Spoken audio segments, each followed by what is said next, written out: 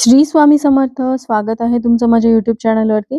आजचा दिवस तुम्हाला खूप छान, सुखाचा, समाधानाचा जाऊ देत, हीच मी स्वामींच्या चरणी प्रार्थना करते आणि आजच्या या नवीन व्हिडिओला सुरुवात करते. डिसेंबर हा वर्षातील शेवटचा महिना आहे, त्यामुळे या काळातील संकष्टी चतुर्थी अधिक खास असणार आहे. प्रत्येक महिन्यातील कृष्ण पक्षातील चतुर्थी तिथी ही संकष्टी चतुर्थी म्हणून ओळखली जाते. या दिवशी श्री गणेशांची विधिवत पूजा करून उपवास केला जातो. मार्गशीर्ष महिन्यातील कृष्ण पक्षातील चतुर्थी तिथीला येणारी संकष्टी चतुर्थी ही अखुरा संकष्टी चतुर्थी म्हणून ओळखली जाते. संकष्टी चतुर्थीला श्री गणेशांची आराधना केल्याने व्यवसायासोबतच करिअरमध्ये प्रगती होते. जर तुमच्या आयुष्यामध्ये अनेक समस्या येत असतील तर संकष्टी चतुर्थीच्या दिवशी पूजा केल्यास चांगले फळ मिळते. हिंदू पंचांगानुसार मार्गशीर्ष महिन्यातील कृष्ण पक्षातील संकष्टी चतुर्थी तिथी ही उद्या बुधवारी 18 डिसेंबर रोजी सकाळी 10:06 सुरू होणार आहे आणि गुरुवार 19 डिसेंबर रोजी सकाळी 10:02 संपणार आहे. निशा कालावधीत होणाऱ्या पूजेमुळे संकष्टी चतुर्थीचे व्रत 18 डिसेंबरला म्हणजे उद्या बुधवारी पाळले जाणार आहे. श्री गणेशांची पूजा केल्याने सर्व प्रकारचे संकट दूर होतात. श्री गणेशांना संकट तारणारा म्हणतात. त्यांची पूजा केल्याने जीवनातील सर्व अडथळे दूर होतात आणि हे व्रत केल्याने घरामध्ये सुख समृद्धी येते, धनलाभ होऊन व्यवसायामध्ये वाढ होते. श्री गणेशांच्या कृपेने मनोकामना पूर्ण होतात. इतर दिवसांच्या तुलनेमध्ये संकष्टी चतुर्थीच्या दिवशी श्री गणेशांचं दैवी तत्व हे 1000 पटीने सक्रिय झालेलं असतं.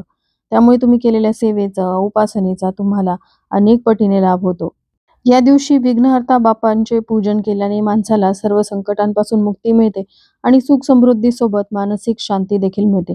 यासोबतच व्यक्तीला अपेक्षित परिणामही मिळतात. त्याचबरोबर जीवनातील सर्व प्रकारचे अडथळे दूर करण्यासाठी या दिवशी काही विशेष उपाय देखील केले जातात.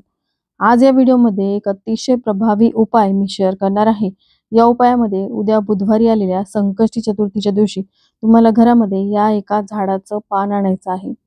हे पान घरात आणल्यानंतर यावरती कोणती सेवा करायची आहे जेणेकरून आपल्या आयुष्यात असलेलं दुःख, दारिद्र्य संपूर्णपणे नष्ट होईल आणि कितीही कठीणातील कठीण इच्छा जी आहे ती पूर्ण होईल. तर हा उपाय कशा प्रकारे करायचा आहे, पानावरती जो उपाय करायचा आहे, नंतर त्या पानाचं काय करायचंय, ही संपूर्ण माहिती जाणून घ्यायची असेल तर व्हिडिओ स्किप न करता शेवटपर्यंत बघा. चॅनलवरती पहिल्यांदा आला असाल तर नक्की सबस्क्राईब करा आणि असेच नवनवीन माहितीपूर्ण व्हिडिओ बघण्यासाठी बेल आयकॉनलाही क्लिक करा. त्यामुळे जेव्हाही मी नवीन व्हिडिओ अपलोड करेल तेव्हा त्याचं नोटिफिकेशन सर्वात आधी तुम्हाला मिळेल आणि तुम्ही एक पण व्हिडिओ मिस करणार नाही. उद्या आलेली संकष्टी चतुर्थी ही 2024 मधील शेवटची संकष्टी चतुर्थी आहे आणि ही चतुर्थी बुधवारी आलेली आहे आणि बुधवारचा दिवस हा श्री गणेशांना समर्पित असतो. त्यामुळे या दिवसाचं महत्त्व आणखीनच वाढलेलं आहे. हा जो उपाय आपल्याला उद्याच्या दिवशी करायचा आहे तो सकाळपासून ते चंद्रोदयापर्यंत तुम्ही कधीही करू शकता. फक्त दुपारी 12 ते 12:30 ही वेळ सोडून, कारण त्या वेळेमध्ये आपण घरामध्ये कोणतीही सेवा किंवा उपाय करत नाही. हा उपाय कोण करू शकतं तर घरातील स्त्री, पुरुष, वयोवृद्ध, मुलं, मुली सगळेजण हा उपाय करू शकतात. घरातील स्त्रीची जर अडचण असेल तर अशा वेळेस घरातील इतर व्यक्तींकडून तुम्ही हा उपाय करून घेऊ शकता. पण तुम्हाला जर सुतक पडलेला असेल तर सुतकामध्ये हा उपाय तुम्हाला करता येणार नाही. तर हा उपाय करण्यासाठी उद्या सकाळी लवकर उठायचं आहे. उठल्यानंतर घराची स्वच्छता करून घ्यायची. त्यानंतर अंघोळ वगैरे झाली की तुम्हाला देवपूजा करायची आहे. देवपूजा करत असताना सर्वप्रथम आपल्याला श्री गणेशांच्या मूर्तीवरती पाण्याने, दुधाने किंवा पंचामृताने अभिषेक करायचा आहे. हा अभिषेक करत असताना तुम्ही 11 पळी पाणी, 11 पळी दूध किंवा पंचामृत आणि परत 11 पळी पाणी असा अभिषेक करू शकता. अभिषेक करत असताना ओम गणगणपते नमः या मंत्राचा जप करायचा आहे किंवा तुम्ही अथर्व शीर्षाचं पठण करू शकता. अथर्व शीर्षाचं पठण करत असताना तुम्ही गळतीचा वापर केला तरीही चालेल. अथर्व शीर्षाचं पठण करून अभिषेक केल्यानंतर ते अभिषेकाचं पाणी तुम्ही तुमच्या मुलांना प्यायला देऊ शकता. यामुळे त्यांच्या बुद्धीचा विकास होतो, कारण श्री गणेश हे विघ्नहर्ता आहेत आणि त्यासोबतच ते विद्येचे देवता देखील आहेत. आता अभिषेक करून झाल्यानंतर अभिषेकाचं पाणी तुम्ही एखाद्या झाडाच्या मुळाशी टाकू शकता. तुळशीला मात्र हे पाणी चुकूनही टाकू नका. त्यानंतर तुम्हाला गणपतींचं विधिवत पूजन करायचं आहे. गणपतींना गंध, अक्षदा, लाल रंगाचं जास्वंदाचं फूल अर्पण करायचं. 21 दुर्वांची जुडी अर्पण करायची आहे. बाप्पांना त्यांच्या आवडीचे मोदक किंवा गुळ खोबऱ्याचा नैवेद्य अर्पण करायचा.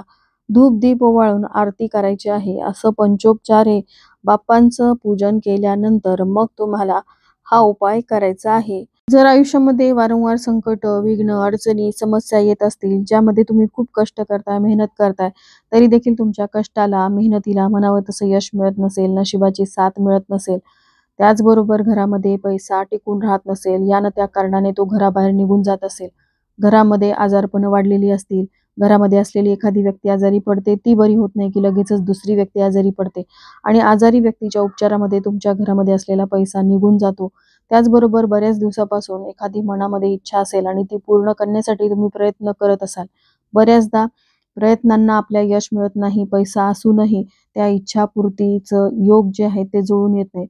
मग ते घराविषयीची इच्छा असेल, तुम्हाला तुमचं स्वतःचं घर घ्यायचंय किंवा तुमच्या मुलांविषयक काही समस्या असतील, नोकरीमध्ये प्रगती व्हावी, व्यवसायाच्या ठिकाणी भरभराट व्हावी, तुम्ही कोणतंही नवीन कार्य सुरू केलं तर त्यामध्ये यश मिळावं, नवीन कार्य मग ते तुमच्या घरातील शुभ प्रसंग असतील, मुला-मुलींचे विवाहाचे योग जुळून येत नसतील किंवा तुम्हाला अनेक वर्ष लग्नाला झाल्यानंतरही संतान प्राप्ती होत नसेल, यानं अशा अनेक इच्छापूर्तीसाठी हा उपाय तुम्ही उद्या वर्षातील शेवटच्या संकष्टी चतुर्थीच्या दिवशी नक्की करून बघा.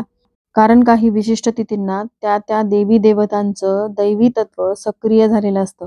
त्यामुळे नक्कीच तुम्ही केलेल्या उपायांचा तुम्हाला लाभ होतो. आता या उपायासाठी आपल्याला या एका झाडाचं पान आणायचं आहे. कारण हिंदू धर्मामध्ये काही झाडं अशी आहेत जी अत्यंत पवित्र, पूजनीय मानली जातात. काही झाडांमध्ये दैवी शक्तींचा वास असतो. म्हणूनच या झाडाच्या पानाचा आपल्याला उपाय करायचा आहे आणि ते झाड म्हणजे जास्वंदाचं झाड.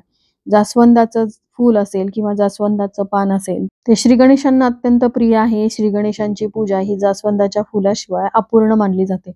म्हणून या जास्वंदाचं एक पान आपल्याला पाहून आणायचं आहे. कुठेही तुटलेलं, फुटलेलं नसावं, किडकं नसावं. चांगलं पाहून हे पान आणायचं आणि सोबतच त्या झाडाची एक काडी देखील आपल्याला आणायची आहे.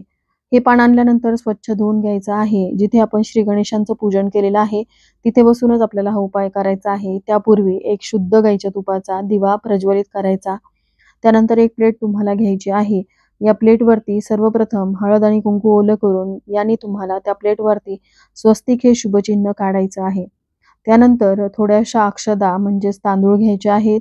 ते तांदूळ कुठेही तुटलेले, फुटलेले नसावेत. चांगले अखंड पाहून असे तांदूळ आपल्याला घ्यायचे आहेत आणि ते तांदूळ आपल्याला त्या प्लेटवरती पसरून घ्यायचे आहेत. आता हे जे पान आपण आणलेलं आहे, त्या पानावरती जास्वंदाच्या काडीने तुम्हाला तुमची इच्छा लिहायची आहे. जे हळद आणि कुंकू आपण ओलं केलेलं आहे, त्यांनीच आपल्याला ही इच्छा त्या पानावरती लिहायची.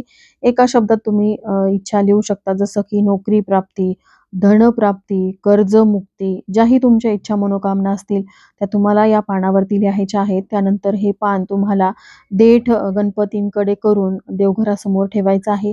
त्या पानाला तुम्हाला हळदी, कुंकू, अक्षदा अर्पण करायच्या आहेत आणि या पानावरती आपल्याला 21 दुर्वांची जुडी देखील ठेवायची आहे. त्या जुडीचं देठ गणपती बाप्पांकडे करून ठेवायचं. दिवसभर हे पान आपल्याला गणपतींसमोर ठेवायचं आहे. त्यानंतर संध्याकाळच्या वेळेस हे पान तुम्हाला तिथून उचलायचं आहे. या प्लेटवरती आपण ज्या अखंड अक्षता ठेवलेल्या होत्या, त्यातले आपल्याला 21 तांदूळ घ्यायचे आहेत. ते तांदूळ आपल्याला या पानावरती ठेवायचे आणि दुर्वांची जुडी देखील या पानावरती ठेवायची. त्यानंतर या पानाला आपल्याला एका धाग्याने गुंडाळून घ्यायचं आहे आणि हे पान घेऊन आपल्याला जवळच असलेल्या श्री गणेशांच्या मंदिरामध्ये जायचं आहे. तिथे जाऊन हे पान तुम्हाला गणपतींच्या चरणाशी अर्पण करायचं. कारण घरापेक्षा कितीतरी पटीने पावित्र्य आणि मांगल्य हे गणपतींच्या मंदिरामध्ये असतं आणि तिथे जास्त सकारात्मकता असते. म्हणून हे पान तुम्हाला तिथे जाऊन अर्पण करायचं. तुमच्या इच्छा, मनोकामना व्यक्त करायच्या आहेत आणि त्यानंतर तुम्हाला घरी यायचं आहे. तुमच्या एकापेक्षा अधिक इच्छा असतील तर 2 पानांवरती तुम्ही ह्या इच्छा लिहू शकता. जसं की तुमच्या 2 मुलांविषयक काही समस्या असतील तर दोन्हीही समस्या तुम्ही त्या पानांवरती लिहू शकता आणि हे दोन्हीही पान तुम्ही संकष्टी चतुर्थीच्या दिवशी गणपती बाप्पांच्या चरणी अर्पण करू शकता. ही सेवा अतिशय प्रभावी आहे. या सेवेने खूप जणांना लाभ झालेला आहे. तुम्ही देखील ही सेवा करून बघा. तुमची देखील इच्छापूर्ती होईल. बाप्पांच्या कृपेने तुमच्या मार्गात येणारे सर्व अडथळे, संकट, विघ्न दूर होतील आणि तुम्हाला प्रत्येक कार्यामध्ये यश मिळायला लागेल. तर चला, झालेली सेवा मी श्री गणेशांच्या चरणी अर्पण करते. इथेच व्हिडिओचा एंड करते. व्हिडिओ आवडला असेल, थोडा जरी हेल्पफुल वाटला असेल तर व्हिडिओला लाईक, शेअर आणि सबस्क्राईब करायला विसरू नका. भेटूया तशाच एका नवीन व्हिडिओसोबत. श्री स्वामी समर्थ.